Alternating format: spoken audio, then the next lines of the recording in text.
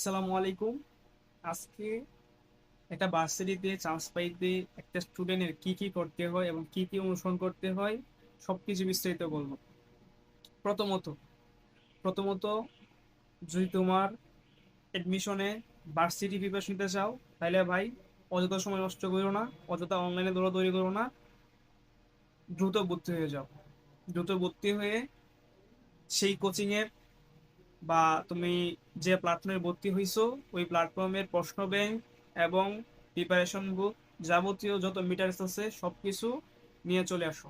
তারপর তুমি একটা প্রপার প্ল্যান বানাও তোমার কোচিং এর ক্লাসের পরে পরীক্ষা। তো এক্সাম রেগুলার দিবা, যারা বাসি প্রিপারেশন নিবা অবশ্যই এক্সাম দিবা। এক্সাম যদি ভাই তুমি না দাও তাহলে ভাই তোমার একটা চ্যাপ্টারের কি কি গ্যাপ আছে তুমি ভাই জানতে পারবে না।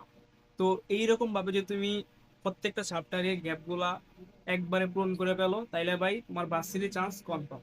এখন একজন ভার্সিটি যারা ভার্সিটি প্রিপারেশন নেয় তাদের তিনটা জিনিস অনুসরণ করতে হয় বা তিনটা জিনিস মানতে হয়, বা প্রত্যেকটা প্ল্যাটফর্মে এরকম কথা বলে। বা অনেক প্ল্যাটফর্ম আছে যে তোমার ভাই অনেক কিছু বলে না। না বলার কারণ কি? এটা হয়তো তারা মনে করে যে তোমরা মনে হয় জানো, এই জন্য তোমাদেরকে বলে না। এখন প্রথমত হচ্ছে ভাই তোমার রেগুলারিটি থাকতে হবে। যদি ভাই তুমি রেগুলারিটি না থাকো তাইলে ভাই তোমার চান্স এমনি শেষ। তুমি এটা কঠিন ধরনের মারা খাইবা। দ্বিতীয়ত হচ্ছে ভাই তোমার যদি একাডেমিকে কোনো গ্যাপ থাকে তাইলে ভাই তুমি এমনি শেষ। একাডেমিক গ্যাপ গুলো যদি তুমি এই এডমিশন সময়ের ভিতরে তুমি না শেষ করতে পারো বা এডমিশন সময়ের ভিতরে তুমি কভার না করতে পারো একা এই যে একাডেমিকের গ্যাপ গুলা, তাইলে ভাই তুমি একটা কঠিন ধরনের ধরা খাইবা। কিরম ধরা?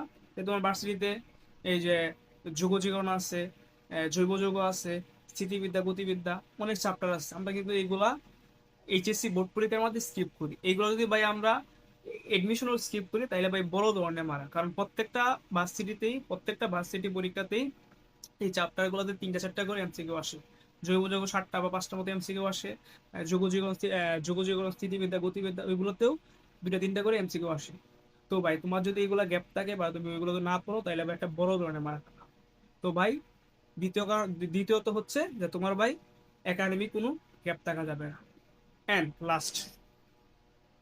লাস্ট হচ্ছে ভাই তোমার যদি যে ভার্সিটি গুলোতে পরীক্ষা দিবা তুমি, যে ভার্সিটি গুলোতে তুমি পরীক্ষা দিবা, ওই ভার্সিটি গুলো যদি প্রশ্ন বা তাদের যে প্রশ্ন প্যাটার্ন ওইগুলো যদি তুমি ভাই না বোঝো তাইলে ভাই তুমি এটাই শেষ।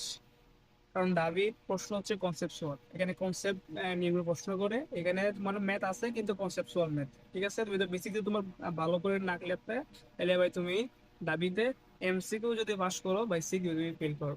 এটা ভাই বরাবর হিসাব।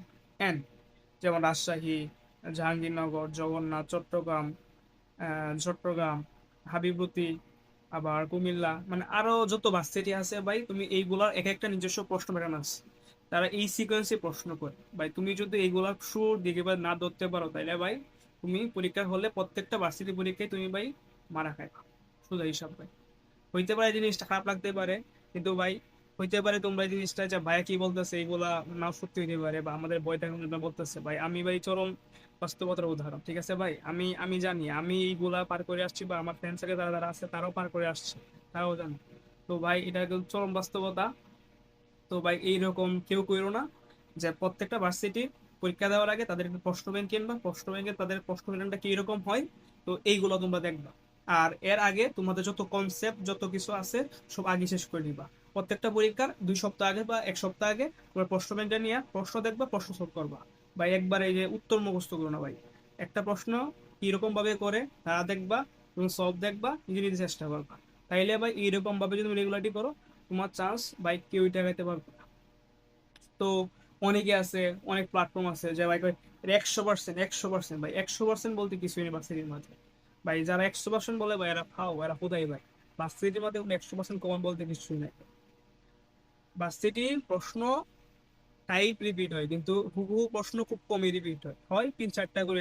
কারণ তোমার ভাই 2001 সাল থেকে 2026 সাল পর্যন্ত যদি তুমি টাইপের প্রশ্ন সলভ করো, তুমি হইতে পারে তুমি 3-4টা এমসিকিউ হুবহু কমন পাইতে পারো, কিন্তু টাইপ কমন হবে, কিন্তু হুবহু কমন পড়ো 3-4টা লাগে তুমি একদম মস্ত করতেছো, ঝালা বের করতে সবকিছু করতে, কিন্তু তুমি তো টাইপ গুলো শুধু সিস্টেম গুলো দেখে যাও, তাইলে ভাই তোমার চান্স আটকানোর মতো ক্ষমতা কারো নাই। তো এটাই মূলত বলার জন্য ভিডিওটা তৈরি করা। ধন্যবাদ সবাই।